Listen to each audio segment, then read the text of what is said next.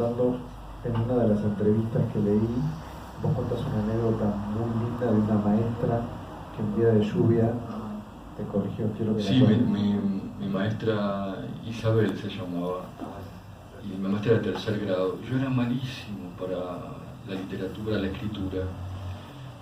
Nada, era como que estaba negado para eso. Tenía miles de errores de ortografía, como no veía bien, copiaba mal todo del pizarrón, era un desastre total. Pero ese día llovió y no fue casi nadie de los alumnos, y yo me acuerdo perfectamente, estaban esos pupitres de mi escuela Remedios Calada de San Martín, una escuela muy alta, muy grande, las aulas, cerca de la ventana, llovía, la maestra dijo que escribiéramos lo que quisiéramos, yo escribí, y cuando le llevé la composición, yo sabía que me iba a poner como siempre, un aplazo, que todo estaba mal, y ella me puso un 10, y estaba todo lleno igual de circulitos por todos los errores de ortografía, y lo que me dijo fue: esta vez no le vamos a dar importancia a eso, lo que escribiste es hermoso. Así que a lo mejor tenés razón, ahí está el origen. Y me costó tiempo entender lo que me dijo la señorita Isabel, ¿no?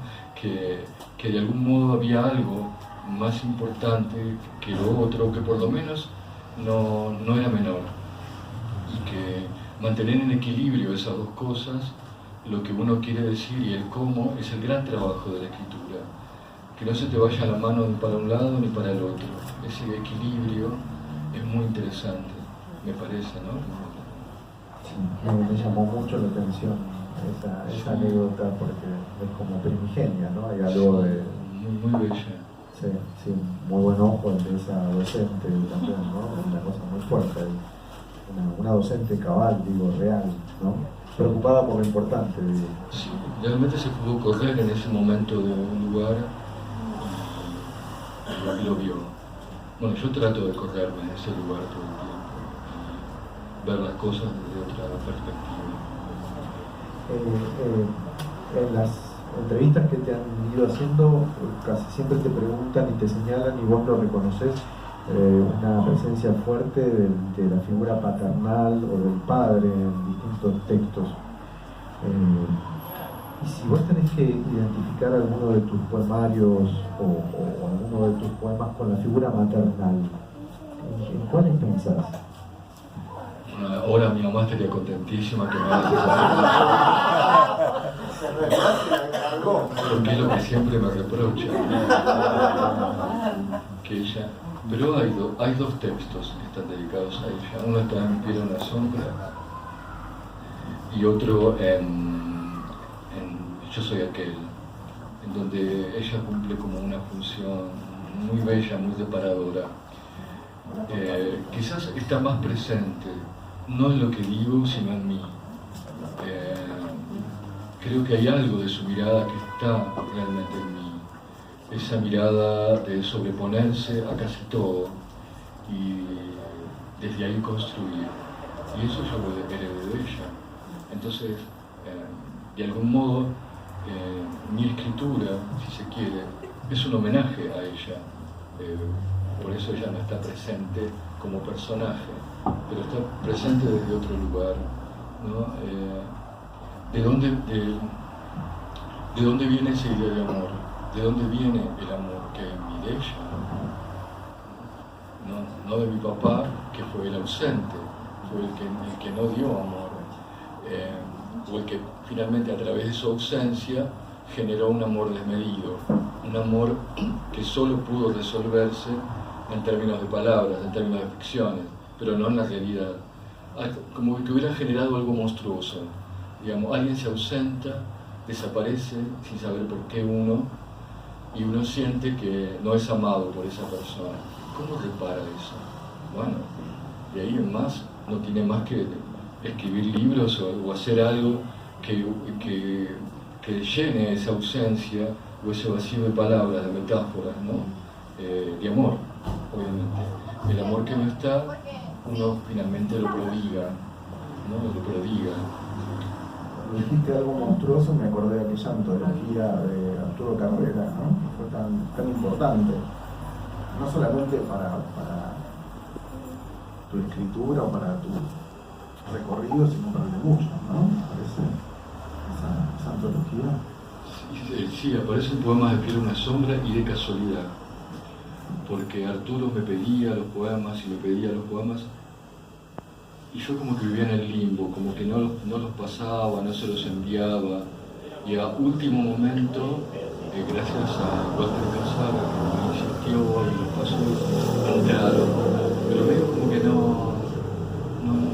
no sabía accionar esas cosas, no me daba cuenta de que tenía que hacer eso para figurar en la antología, no me daba cuenta de lo importante que era,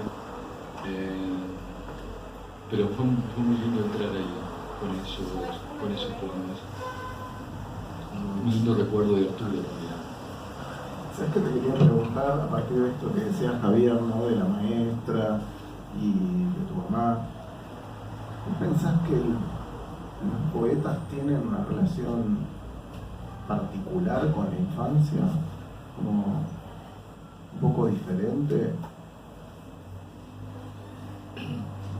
Pero puede salir de la infancia, el poeta, me parece que siempre está ahí, siempre de algún modo, aunque su tema no sea la infancia, se conecta con ese lugar de inocencia o de primera vez, sobre todo con el lenguaje, donde el lenguaje vive otra vez, ¿no? El lenguaje es visto por un poeta como algo que nace todo el tiempo, no es como algo que ya está hecho y él tiene que usar, sino es algo que él tiene que alumbrar. Así que para mí sí, esa mirada y ese oído inocente es la única condición para escribir poesía. Sin esa inocencia es imposible. Me acuerdo de una frase de Raúl Gustavo Aguirre, que él dice que para el intelectual, ¿no? Para el que se acerca a la poesía intelectualmente, no hablo de los poetas intelectuales, hablo de los intelectuales. La poesía se cierra automáticamente. Y el cambio se abre para aquel que accede a ella de una manera, despojándose de todo eso, despojándote de todo ese saber para aprender, para recibir la poesía, para que la poesía de algún modo venga hacia él, es necesario que no oponga toda esa intelectualidad. ¿Se acuerdan de la frase famosa de Sharon Olds cuando decide escribir Satán dice y hace su pacto con el diablo, con Satán? Ella le dice, había terminado de doctorarse en la universidad, era una persona que era comprobable, sabía muchas cosas. Dijo, yo renuncio a todo lo que aprendí a condición de escribir algo verdadero. Ese es su pacto con el diablo. Bueno, ese pacto lo hace el poeta todos los días, ¿no? Renuncio a todo lo que sabe, todo lo que sé, para poder escribir algo verdadero. Y esa verdad está tejida de muchas cosas que no necesariamente pertenecen al saber intelectual, pertenecen a otro tipo de saberes con las que nos tropezamos todos los días. Ahora, si yo solamente creo que hay un saber, bueno, soy ciego, soy tonto, no veo como todos los días la cosa más pequeña me está revelando algo, me está enseñando algo. Entonces yo tengo que estar abierto a eso. ¿Y quién más abierto a ese saber que los niños?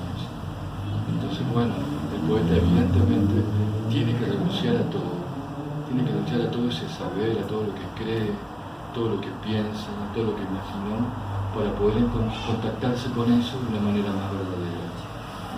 Eso me parece. Bien, ahora una pregunta, una puta un poquito de maldad, vamos a Estaba esperando. Pensemos... ¿Cuándo llegan las preguntas malvadas? Pensemos un poco en la poesía argentina como una gran familia, ¿no? Me gustaría que me nombraras, por ejemplo, si bueno, usted puede llegar a ser mi mamá, mi papá, la tía que no quiero, la tía pesada, el primo cargoso. ¿Te animás a hacer ese juego un poco? Claro, sí. Además estamos entre amigos y todo va a quedar acá. saliendo del chiste, digo, tenés en la familia, ¿no? La poesía argentina como tu gran familia, o como tu núcleo Sí, familiar. es la madre, y es la madre de casi todas mis generaciones, Diana Vélez, no hay ninguna duda. Es decir, como figura poética, como lo que ella representó, y sobre todo eso, ¿no? Lo que ella representó y escribió en estos últimos años. Y como hermanos, viste que los hermanos por ahí se dividen con los que te llevas mejor y con los que te llevas peor. Padre. No tengo padre. Para seguir con... No, de verdad no tengo. Y si tengo padre, es un padre así medio raro, como sería Arturo Carrera, digamos, ¿no?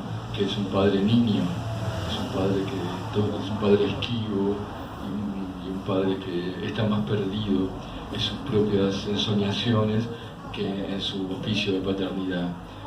Pero no hay padre. Y hermano, soy medio huérfano, me parece. No sé. No, porque generacionalmente con los poetas de mi generación, si bien tuve una cercanía y compartimos cosas, como por ejemplo cuando participé en algunas reuniones de la revista 18 Whiskies o cuando nos encontrábamos a leer, siempre sentí de alguna manera que no encajaba, que no entraba en ese juego.